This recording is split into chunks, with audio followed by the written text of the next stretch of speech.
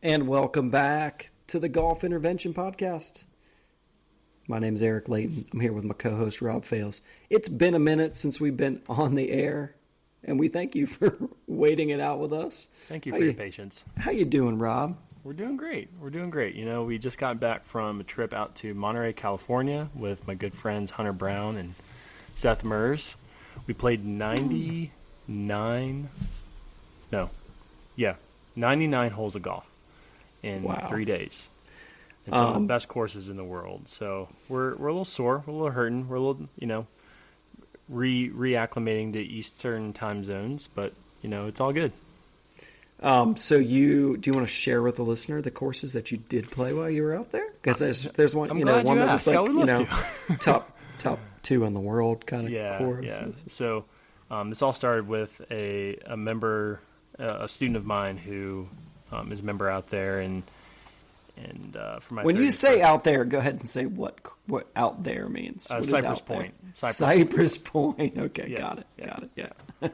Number 2 course in the world. Yeah. Number 2 course in the world. Yeah. So for my 30th birthday, he was able to get us a time, and we went out. So we always knew that if we were able to get on Cypress, then we were going to go out. But then we organized this whole trip around it. We were also able to play Monterey Peninsula Country Club. So good. Which was unbelievable. I mean, it was incredible. It far surpassed my already high expectations of that place. It was amazing. So cool. We played the links at Spanish Bay, which is Pebble Beach property. We played Poppy Hills, which was awesome. Mm-hmm. Really, really cool course. We played the last 4 or 5 holes in the marine layer, so we weren't able to even see our golf balls by the end of it. But it was a really cool experience, and I would give this course also a shout out. Bayonet Black Horse. I don't know if you've heard of it, but the PGA Professional National Championship was there in 2018, I believe. And for like $40-$50, we went out there and had the time of our lives. It was incredible. Like the course was so good. It had great views. The layout was great. The conditions were great. I mean, Hunter said, he was like, hey, this might be the best deal in America. Yeah. To be able to play a course like this. So the Black Horse. Muni course? Is it a muni course? Yeah, it's public. Yeah, you can just go out and pay to play. It was phenomenal. But I could spend an entire podcast talking about Cypress Point because I've been lucky to have some cool golf experiences so far. And this was by far the number one. It wasn't it was I mean, words can't even describe how amazing, how breathtaking, how beautiful, how perfect the entire place and how that entire day was. I mean, it was unforgettable. So cool. And the experience there is, I have not played it, but I've heard a lot of stories. When you go there as an unaccompanied guest, you kind of play first thing off. There's like a separate little locker room that you get to use, and then you go off with a caddy, and you're kind of before, so no warm up, nothing like that. No warm up. And so if you follow Rob Fales' social media, you'll see on his Instagram, Coach Rob Fales, a phenomenal shot on the par 3. Best shot I've ever hit. I should know this is the 16th hole. Yeah, 16th. Yeah. Give us the rundown. How long is this par? This is the iconic moment of the course. It's over the ocean, par 3. Yeah. I mean, I'm going to guess was it playing 240 or something that day? What was the? Mm-hmm. Okay, so give us the rundown. 220. It's 220 actual carry over to carry the ocean is 220, right? So it was about a 230 actual carry to the center of the green. Wind was not crazy, so it was probably playing. It was less than 10, I would say. It was honestly a pretty mild day. It was mostly actually across, so I want to say it was pretty much playing 230, 240. And I hit the best shot I've ever hit. I mean, it landed the pitch mark. The pitch mark was 8 feet from the hole. And I didn't quite convert the birdie putt, but just in that setting and just how that golf course, there's a really cool video from Jim Nance, actually, who's a member, and we saw his locker. It was cool. But there's a really cool video of him going hole by hole, and I think it does a really good job of portraying how it really is. It's a build-up, but it's not like that's maybe disrespectful to holes 1 through 15, because every hole out there could be the signature hole of the golf course. Phenomenal. I mean, but the way that Alister McKenzie kind of like, he builds it up into this like crescendo of like 15, 16, 7, the one hole that doesn't get talked about enough, that needs to get, that in my opinion should be lumped in with 15, 16, which are back-to-back par 3s and two of the most iconic, beautiful par 3s in the world, is 17. 17 is a short par 4 where you're hitting kind of over this cliff into a fairway that goes diagonal. And it's a short part. Again, the college and the tour guys can drive it depending on where they put the tee. But there's this clump of cypress trees in the middle of the fairway. But they're not so. But you know, from the aerial view, you think, it's gonna. The trees really aren't that much in play. Like I hit my drive probably 5-10 yards short of it, and I had no problem hitting a gap wedge over onto the green. Yeah. But you can play some really cool shots. Like, it's going to force you to have to play some cool shots around it or over it. And if you can hit it far enough, you can just take it just right over those trees. And it's such a beautiful hole. And if you want to play out left, then you've got a huge bailout area to where you can just, hit something 230 and then something, 140, 150 into the green, no problem. I just love par 4s like that, to where, it pinches in a little bit. You've still got room to hit driver if you want to hit driver, but there's this little clump of, like, this cluster of cypress trees right in the middle of the fairway, to where if you happen to not get lucky, then you can make a big number. But you can make a 3 just as easily as you can make a 7 or an 8 on that hole. Yeah. But if you want to play out left, you can kind of take that out of play. So I loved 17. 18, you're just literally hitting it into a grove of trees. You have no idea where to hit it, basically. You've got to rely on the caddies to tell you basically where to hit it. And it's this tiny little, just like the walk up to the fairway, it's like, it's an amphitheater. It's a natural amphitheater. You got these cypress trees on both sides. You got this huge hill on the back of the green where people would obviously stand or sit and watch the people coming in. But it's just a kind of a short par 4. I hit 4-wood gap wedge onto the right side of the green. And it's just a really, really beautiful hole. And I could go on and on. I mean, there are so many cool shots. I mean, it never asks you to, there's so many different ways to play each hole, but it's not obnoxious about it. It's very, very much, okay, it's giving you options to play. So, like, if you're a bomber, you can go low or go high if you're bombing it. If you hit it shorter and if you, like, just kind of get it out and play, you can have a great round doing that too. So it's such a great golf course, and it has the combination of, like, amazing course conditions with the greatest laid out course I've ever played, and on the most beautiful place that I've maybe ever been. So it all kind of happened, like, all together, which is really cool. Alister McKenzie is a genius, huh? I mean, so for those of you that are kind of casual golf fans, maybe don't study the architecture of the game, this sort of does tie in directly into our series on strategy, which we are going to get back to. Yes. We had some technical difficulty. We'll go into that in a second, just as an apology for being off a few weeks, but we'll explain why, and then we will kind of get through our strategy series here shortly. But Alister McKenzie was a brilliant. He created lines of play and strategy. Yeah. That was the goal of his designs.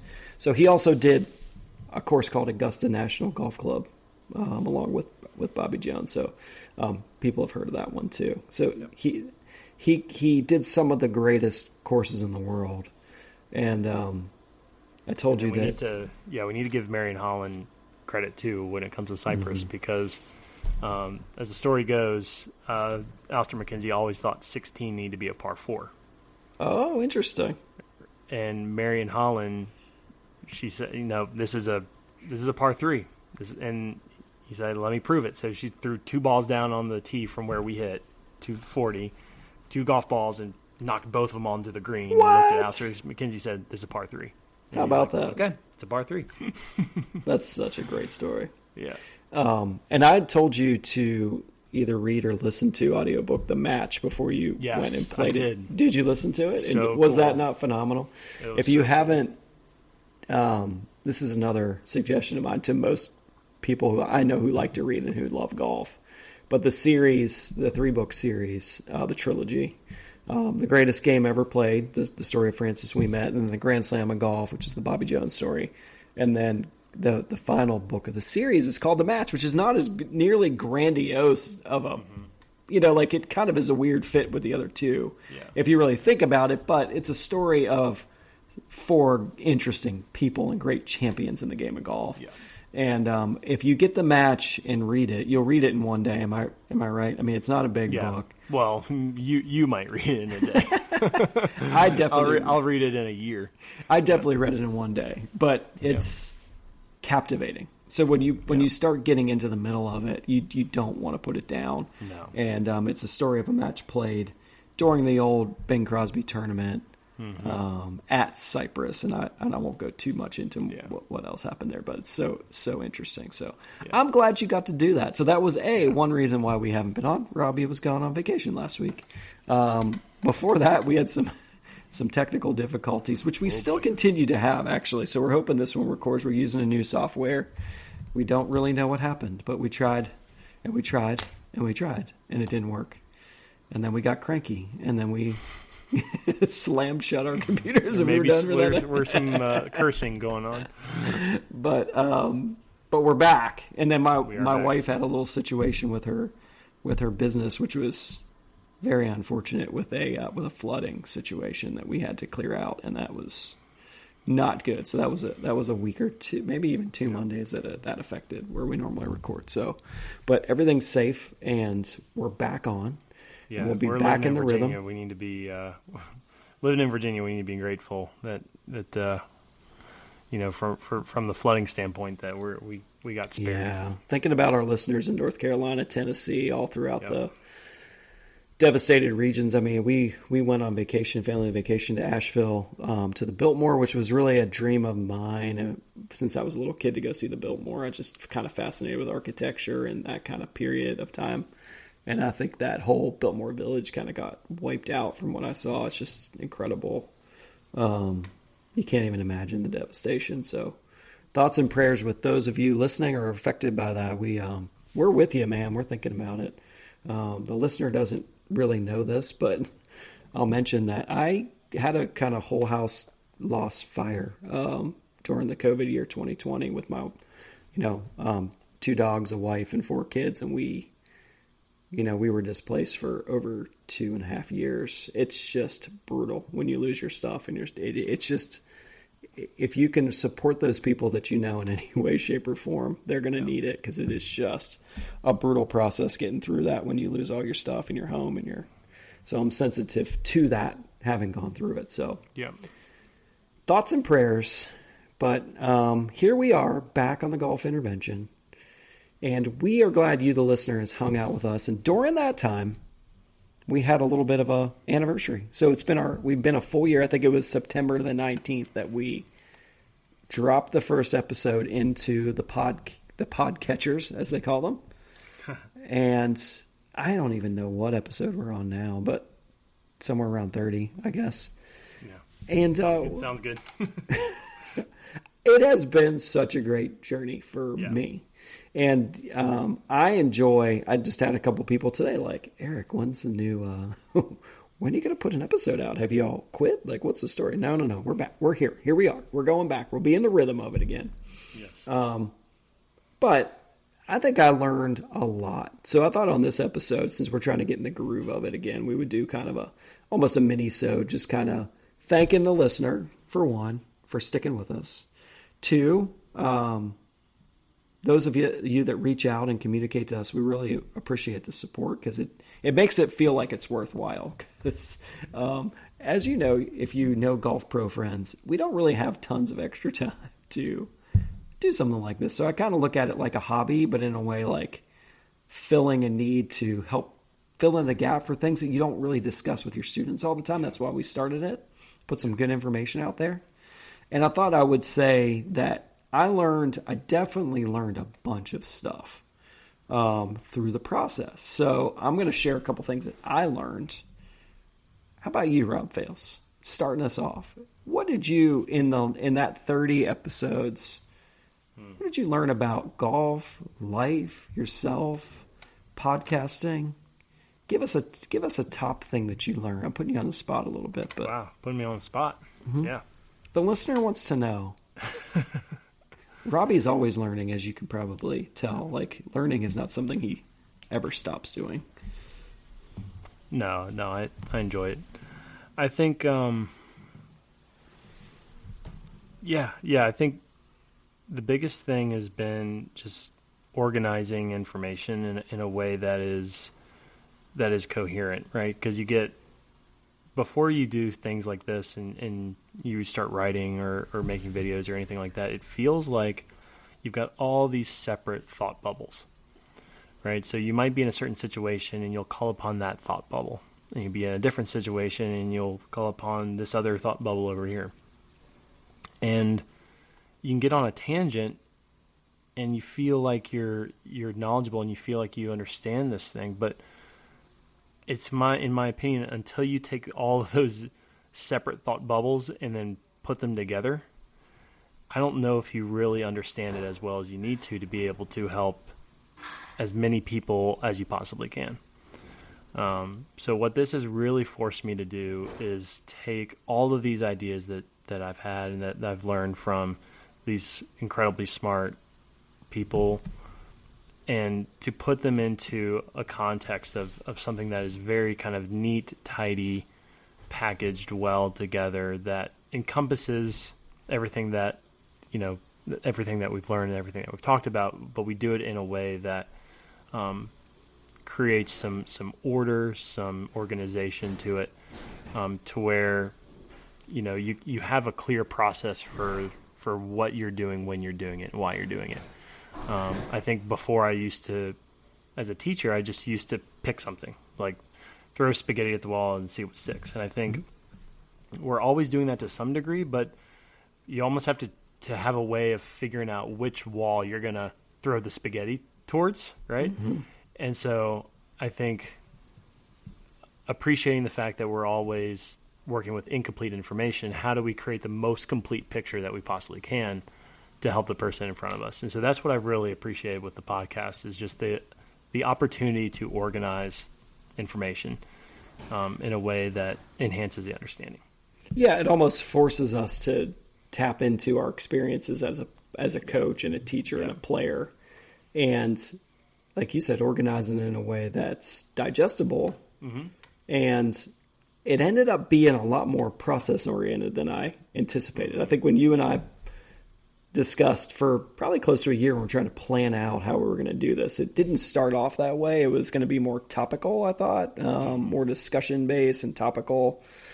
And then it turned into very process-driven, which I think is absolutely the right thing. Like everything I've ever done in teaching has been process-driven for a very long time anyway.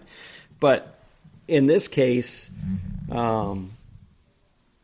even more so. And to your point, I think it's the way that we understand and learn. So we wanted to have an effect on the listener in a positive way that you could say, okay, you talked about thought bubbles. Well, it's just in the stratosphere or in the webosphere or whatever of golf tips out there these days.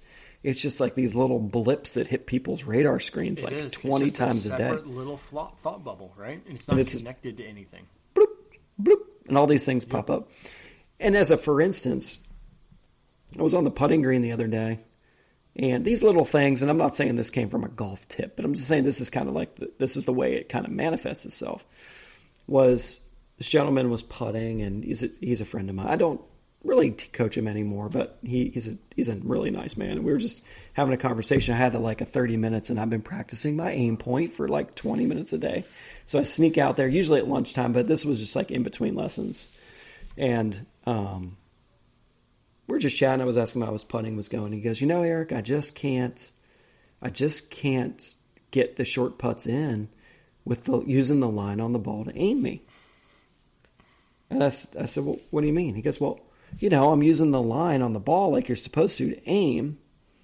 And I feel like I putt way better without the line. This guy's a good player. He's probably a 10 handicap, 9 handicap, right? He's not a... And I guess you can probably know what I said, which was, don't use the line. Okay? I don't use the line. I mean, I think a lot of great putters don't use the line. Oh, yeah. And he said, really? You don't have to use the line? Like, so it kind of goes back to... And then all of a sudden, we spent 10 minutes and he putted. It was like a weight was lifted off of him. Yeah. And this is what happens. You get these little blips on the radar, your little bubbles that you were calling. They float across your world. Yeah. And they tell you things like, oh, to hit it further, you have to do this. Or your grip has to be this way. Or you have to chip it like this, right? And then all of a sudden you believe it. There's the right answer. Well, I thought it was the right answer. And the truth is, the answers lie in the process. The answers don't lie in these little topical tips that you run into. Yeah. And everybody's different. And so I think what we tried to do was organize that discussion. Yeah. And I think we're accomplishing it. I'm sure it could be done better, but I mean, I think that we're learning that. And people are thanking us for it. Yeah. Thank you for, like the gentleman with the line on the ball. It's like, oh, I don't have to do that. It just frees them up big time. And so some of the things that I would like to point out, which I think are really cool, is I was referencing Sasho a bunch today to a lesson. And I just thought that he's kind of the epitome of all that in a lot of ways. Mm-hmm. Because Sasho is kind of like, oh, you putt looking at the ball? What if you didn't putt looking at the ball? Oh, you're trying to swing it on plane? What if you didn't swing it on plane? What if that was better? Maybe hitting down or hitting up, or pendulum versus whatever versus mallet versus whatever in putting. Maybe none of that matters. Let's look at it and explore it in a way that we can find answers. Mm-hmm. And that open-mindedness is what should lead us all through our development.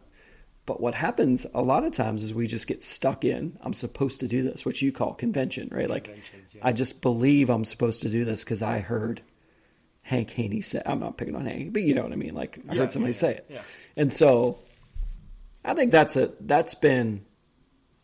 was huge. And then another thing for me that was huge, just from the standpoint of sort of improving, I think, my teaching or my understanding of skill, is that with Mark Sweeney, you, Aim Point, and then Sasho, there was this new understanding of putting. Now, I told you I don't struggle with putting. It's been a strong part of my game for a long time. But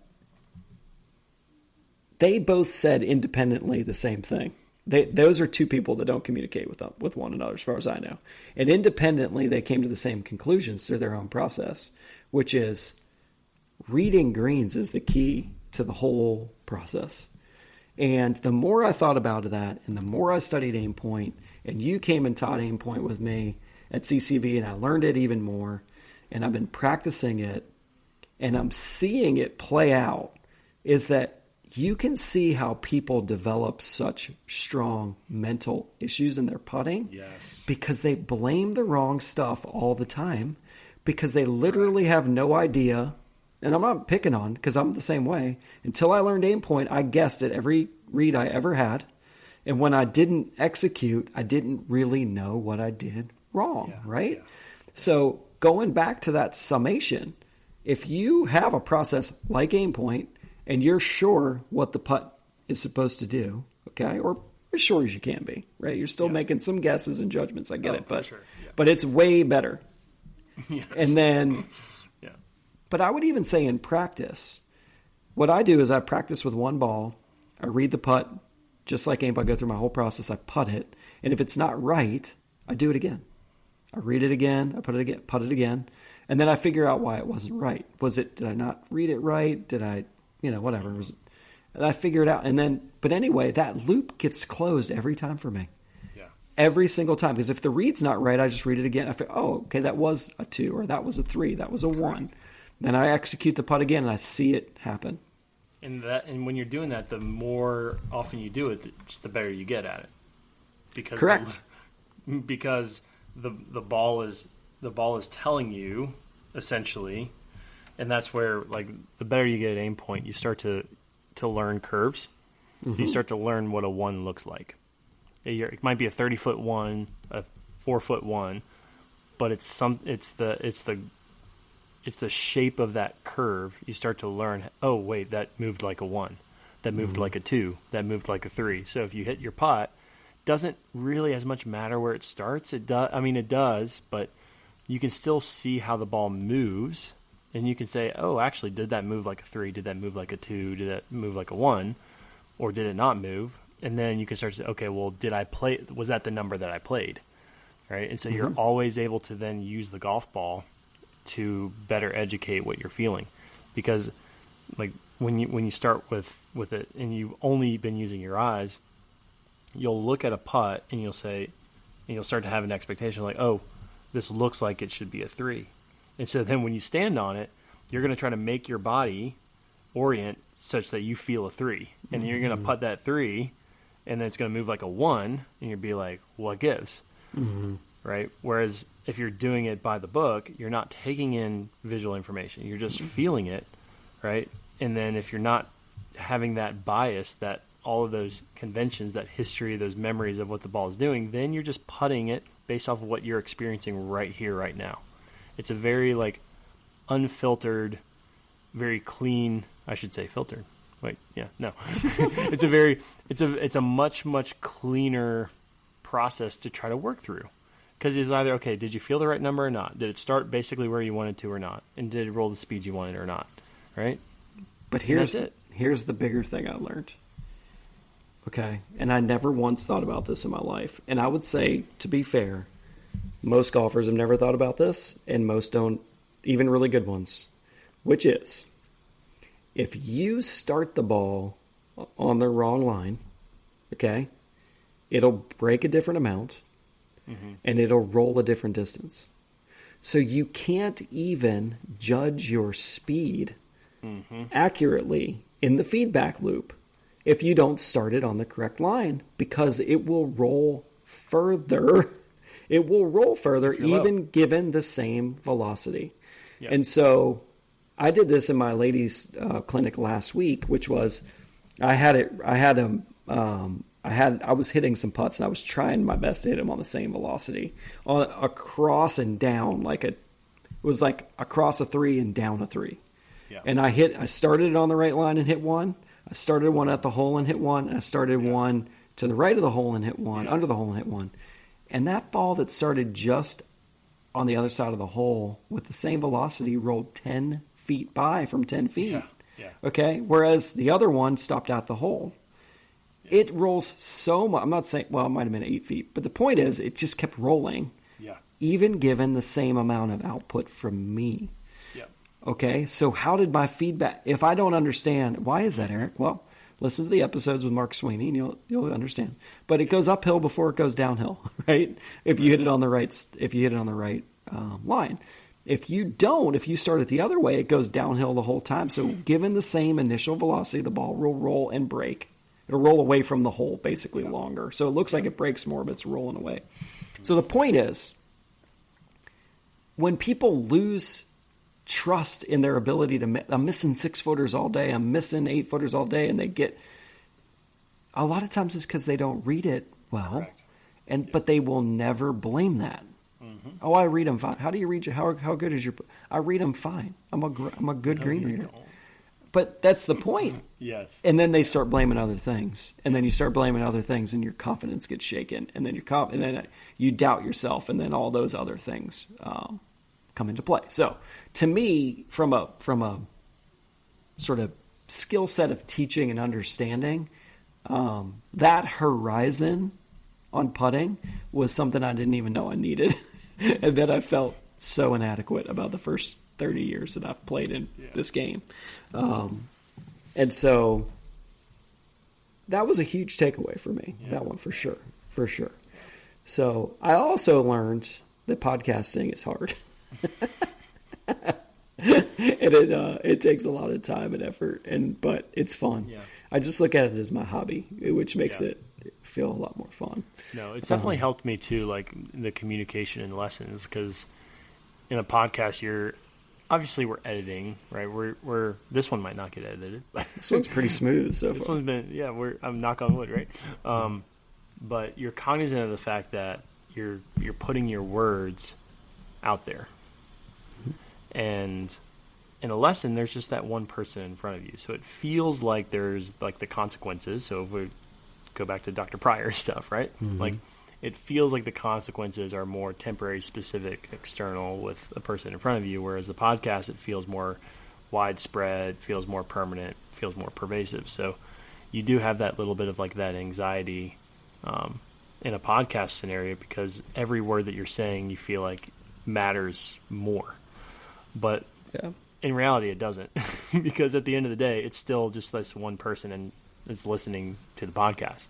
It's just a bunch of individuals, right, listening to the same podcast. So that's helped me a lot, at least in lessons and in clinics, because I feel like now I feel like I don't have to be perfect anymore.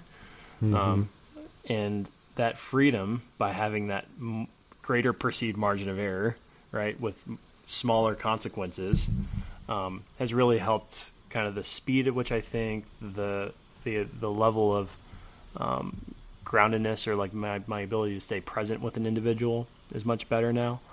And so, I was just thinking about, when you're actually finishing your last point there, how much it's helped the EQ, as Jason Sutton would used to say.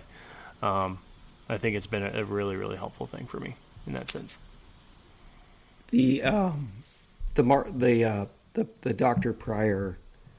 Dr. Raymond Pryor stuff was great. Golf Beneath the Surface. He was really, really fun to interview. Incredible. Yeah. And I was listening to, as I've mentioned on here before, my favorite sport is international and collegiate wrestling. I mean, it's just, I love golf too, so it's a tie. And I love football. But those are the only sports I really follow. But I was a wrestler as a kid. I love the sport. I think it's, once you've wrestled, everything else in life is easy. It's kind of like the quote from Dan Gable, the greatest. Oh, cool. I like that. And it's, so this young woman won the gold medal in the Olympics. I'm going to send you this podcast link and make you listen to the first 5 minutes of this interview with her. I will almost 100% guarantee that she is one of his clients. Yeah. And she has won silver, bronze, like in the world championships. The last two Olympics were either bronze or silver. And she goes and she wins gold. And her discussion about her mindset and how she was processing like her self-talk, and like she was learning to accept her thoughts and work through a process to deal with, like, I'm like, that is 100% Dr. Pryor. I know it is. Yeah. And she was talking about how this overwhelming favorite, this Japanese wrestler she was the overwhelming favorite to win the gold, just has dominated everybody, lost in the first round, was out. And this girl was was back like warming up, and her whole team was like freaking out. Oh my God. And she was like, no, none of this is going to help me. None of this is going to help me win the match that's right ahead of me right now. Yeah, it was not. She used the term, this is not relevant to me right now. And I had to tell my team to calm it down and bring it back to the present. And I was like, yes. Yeah. So cool. Her name's Sarah Hildebrandt. She's a great wrestler. Cool. Yeah. So anyway, I'm like, I bet you I know who she works with. But anyway, it was, I learned a lot from him because I didn't realize how unpresent I am in a lot of times. Mm-hmm. And I think a lot of us deal with that in the busy world. I've got 4 kids.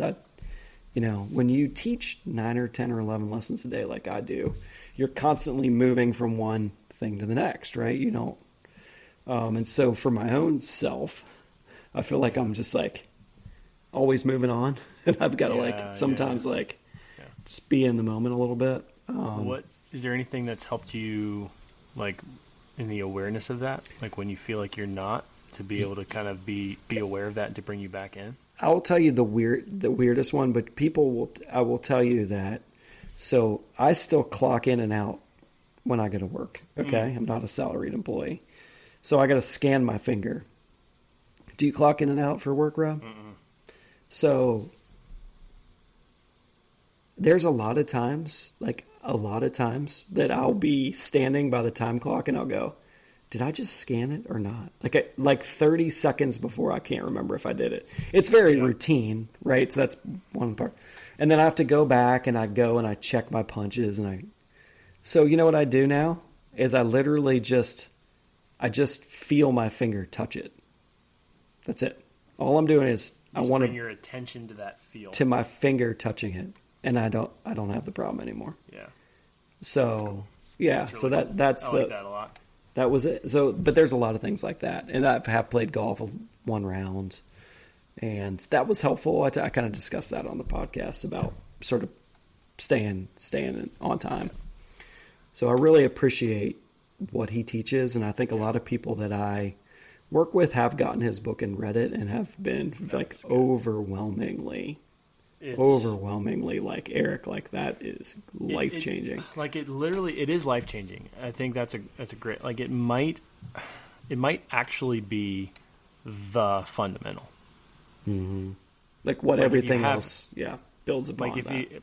if you have that, if you work through his book and take to heart what he's saying, and if you go all in on that, so much of the other stuff we talked about being process focused as opposed to outcome focused, even like swing stuff I'm seeing, like, it all tends to just like kind of come for free. I mean, it doesn't, but it kind of it seems like the interference to learning a lot of this stuff goes, like, the skill stuff in general. Like, that's the big one. Like, I see if you have the mindset, if you have the understanding, then acquiring skill in the way that we recommend you acquire it becomes much, much easier, right? And then it takes a lot of the pressure off of your golf swing, which then makes your golf swing better because you're not putting all this pressure on it. Mm-hmm. So it's just, it's a cycle of all good stuff if you can take his book to heart, for sure. I know I did, and it's been good. It's been good for me, for sure. Yeah. So those are my biggest takeaways. I think the putting, just the putting general, like adding aim point in, learning aim point has been an incredible thing for me. Two, adding in the whole sort of feedback loop and sort of how that fits into my putting practice and my putting teaching. Obviously, Raymond Pryor. Sasha is cool, man. Like, that stuff has been ingrained for me for a while, learning from him. Also, the growth mindset stuff, again, like you were saying, that sort of comes along for the ride. Mm-hmm. And I think that's a good way to communicate to my folks who are taking lessons with me. And my favorite stuff is when people will come in a lesson and go, hey, I heard you talking about this one thing, and I think that's really helped me, or let's explore that, or, those are really fun. But I will say, a few weeks ago, this would have been right around the anniversary, mm-hmm. That we had a one-day member guest, like we do a few times a year, and I was leaving for the day. It was on the Tuckahoe Creek course where our golf performance center is, and I was just walking out the back, going home, had my backpack on my shoulder. A bunch of carts were in. People were having their heavy hors d'oeuvres or whatever after. And this younger guy that I say younger, he's probably your age, newer member. And I gave him a couple lessons throughout the year and did some fitting and stuff with him. But he was probably a 5 or 6 handicap. Hits it good. And the last lesson that we did, actually it might have been a fitting for a 3-wood. He was like, hey, I just heard about your podcast and I've like been binging it. And he's a pretty low key guy. So, I was like, oh, cool. So he's like, yeah, I'm going to work my way through all of them. He's like, I just really like it. I think it's really cool that you all are doing it. It's like, thank you. So this is like a couple weeks later. Right. Mm-hmm. And I'm walking out, at the end of the day and I see him, I just say hi and he goes, hey, I gotta say something. He goes, I'm like, how did you play? He goes, I played really good. He goes, I've been playing great. We won our match play tournaments, like won the 2-man, won my flight in the individual. Played great in the club championship, and last week I shot 67 at a course that he had never played before, a hard course, Princess Anne, down at the beach, right? Cool. Not an easy course.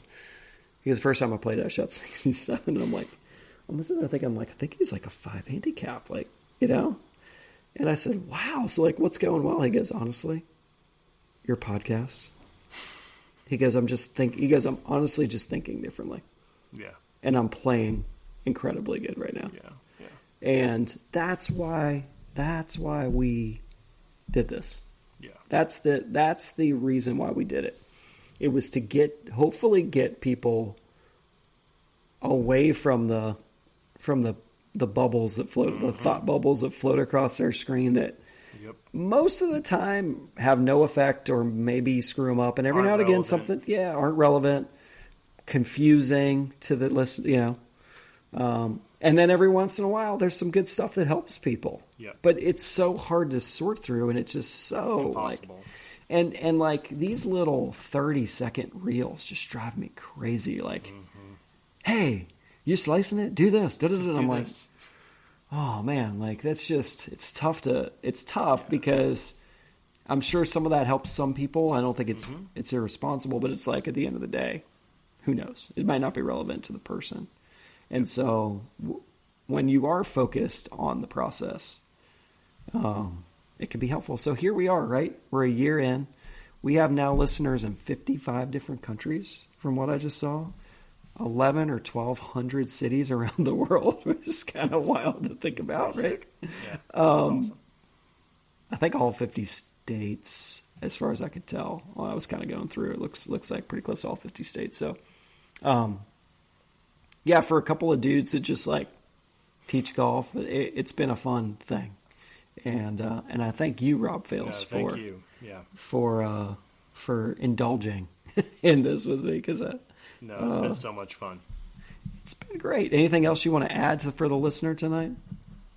Thank you. Thank you. So we still have our Substack going strong. We'll be putting lots of data on that. Again, we sat down to record some stuff for that, and just the software wouldn't work. So I think we have sorted out. We're hoping we have sorted out our technical difficulties and our life situations that kind of arose, and we'll be back going strong like we were for those 6 months leading up to it. And that's all I have for this evening. That is the golfintervention.substack.com if you want to check that out. And we do have a website, which is just the episodes, but that's it. And if you would like to take the time to review and give us that 5-star rating on the platform that you listen to, that'd be cool too. But if you don't want to, that's fine too, because we're just glad you listen, and we hope that no 4 stars though. Just if you're gonna do 4 stars, 4 stars is okay, right? No, if you're gonna bring your 3 stars into this space, then just keep that to yourself. I will say I'm proud of the fact that on every platform, every review has been 5-star for us. We have nothing below That's 5-star. awesome. So.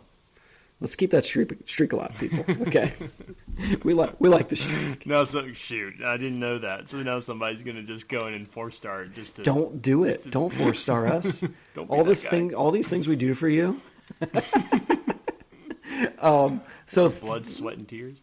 So yes, thank you to you, the listener. It's been fun for us, and we wouldn't do it if we didn't think that you were getting something out of it. Because really, it's not for us. We do it only for you, and you can tell by our social medias that we are not self-promoters of the world of golf. No. We're just people that try to teach really well. We don't want to add to the confusion. We want to try to help the confusion, and that's why we do it. So thank you, Rob Fale. Thank you to the listener, and we will be back very soon. We're going to follow up again very quickly now that we got things working to get that next part of our strategy series on approach shots, which we have all outlined and ready to go, and tried to record it multiple times, but we will do it the next time, and it will be phenomenal, I promise. Glorious. Okay? Yes. It'll be the greatest podcast you've ever heard in your life. It'll be absolutely unbelievable, okay? All right, Rob Fales, have a great night, buddy. I said we weren't going to have to edit this, darn it. All right. Have a good night. All right, peace.